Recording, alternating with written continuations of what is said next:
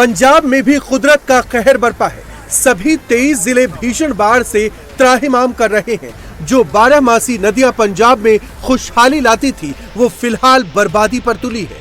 जिन नदियों से उपजाऊ मिट्टी आती थी वो फिलहाल तबाही ला रही है। सैलाबी आफत की ये तस्वीरें लुधियाना की है। यहाँ बहने वाली सतलुज नदी में ऐसा उफान है कि सब कुछ बहा ले जाने पर आमादा है। सतलुज के जलस्तर में जरूर कुछ कमी आई है, लेकिन बाढ़ का खतरा अब भी बरकरार है। लुधियाना के सरसाली का ये वही धुस्सी बांध है। सतलुज का तेज बहाव कभी भी इसे तोड़ सकता है।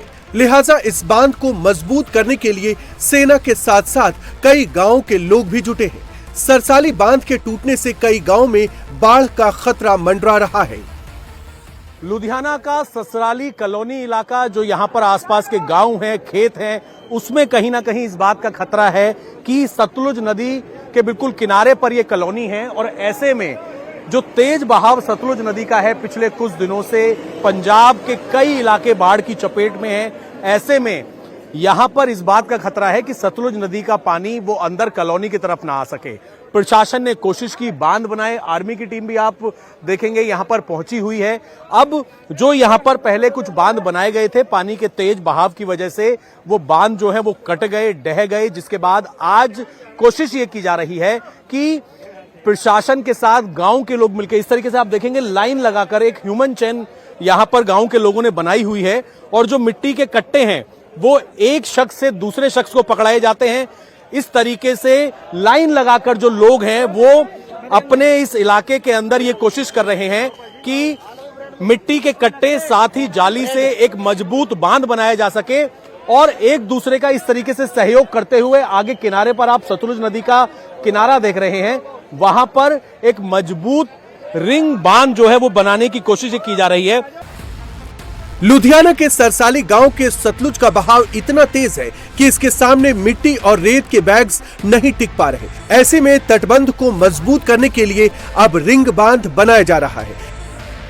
रिंग शेप में तार के जाले में मिट्टी के बैग डालकर बांध बनाने से तटबंध को ज्यादा मजबूती मिलेगी। अगर सरसाली का ये बांध टूटता है तो करीब 14 गांवों के लोग प्रभावित होंगे। लिहाजा सेना के साथ ही तमाम गांवों के लोग बांध को बनाने में जुटे हैं।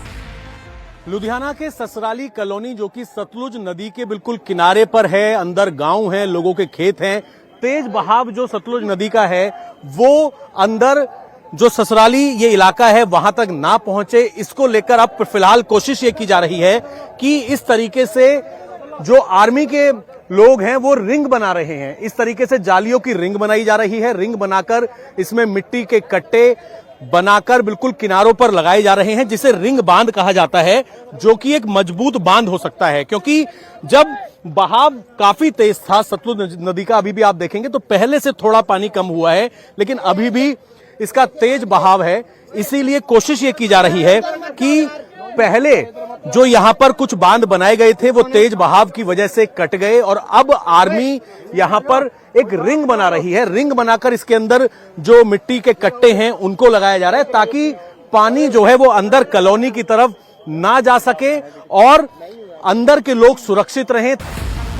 इससे पहले यहाँ 2 बांध बनाए गए थे, लेकिन सतलुज के तेज वेग के सामने ये बह गए। ऐसे में लोगों को अब बाढ़ का खतरा सताने लगा है। लोगों का आरोप है कि भाखड़ा डैम से लगातार पानी छोड़ने की वजह से यहाँ बाढ़ का खतरा मंडरा रहा है। जो पानी का तेज बहाव था, इस तरीके की दलदल यहाँ पर मौजूद है कि लोगों से भी अपील की जा रही है कि आप पीछे की तरफ रहें, क्योंकि जब बहाव तेज होता है किनारे पर तो कहीं ना कहीं मिट्टी के धंसने की एक आशंका रहती है। तो इसीलिए कोशिश की जा रही है कि किनारे पर ना आए। और ये देखिए इस तरह की ये मजबूत जो रिंग है, इस रिंग को बनाकर अंदर कट्टे लगाकर एक मजबूत बांध बनाने की कोशिश इस वक्त आर्मी कर रही है ताकि लोग सुरक्षित रहें। क्या नाम है आपका? अवतार सिंह। यहीं रहते हैं आप ससराली? हाँ जी, हाँ जी, हाँ जी। तो यहाँ पर जो पहले बांध बनाए थे उनका क्या हुआ? सारे रोड के बन जो 50 साल का पहला बन पक्का लग्या होया सी वो भी रोड गया। 50 साल पुराना बांध भी वो भी रोड गया है सारा। हुण नए बांध बना रहे हैं, लेकिन इनकी भी कोई उम्मीद नहीं है। सारे रोड के जा रहे हैं। तो हमारी प्रशासन को भी यही मांग है, भाई आप आगे से पानी कम कराओ, तब पानी कम होएगा। भाखड़ा डैम से जो पानी छोड़ा जा रहा है, वो पानी जो भाखड़ा डैम से छोड़ा जा रहा है वो कम कराया जाए।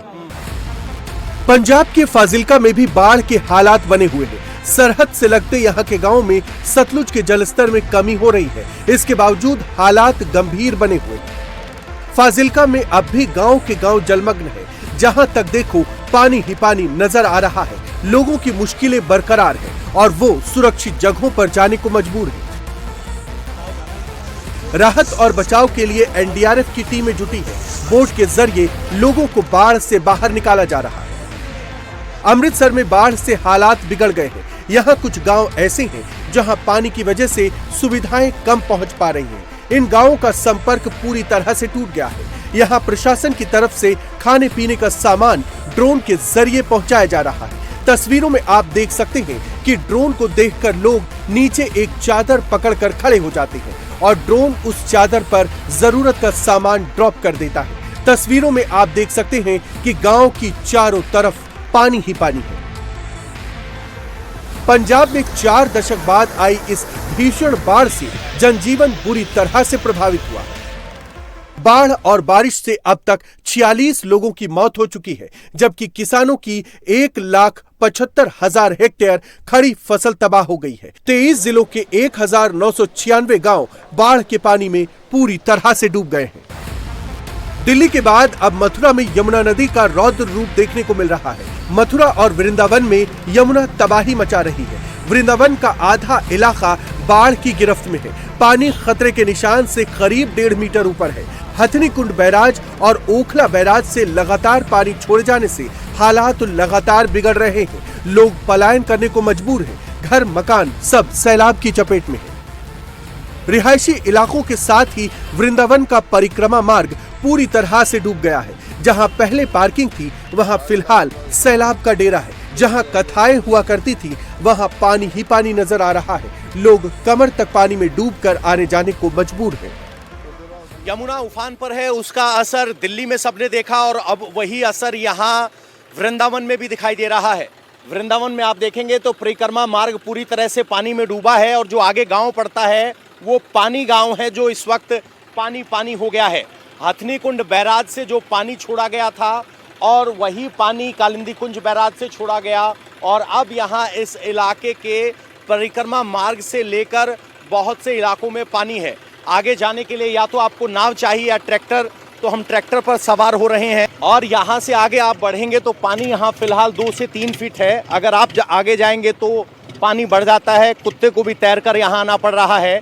यहाँ आम दिनों में पार्किंग होती थी, पार्किंग व्यवस्था थी।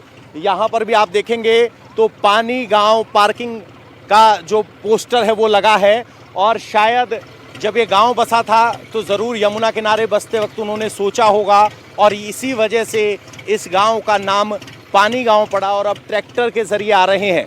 लोगों की कमर तक पानी है और इस परिक्रमा मार्ग पर लोग परिक्रमा करते हुए वृंदावन तक पहुंचते थे।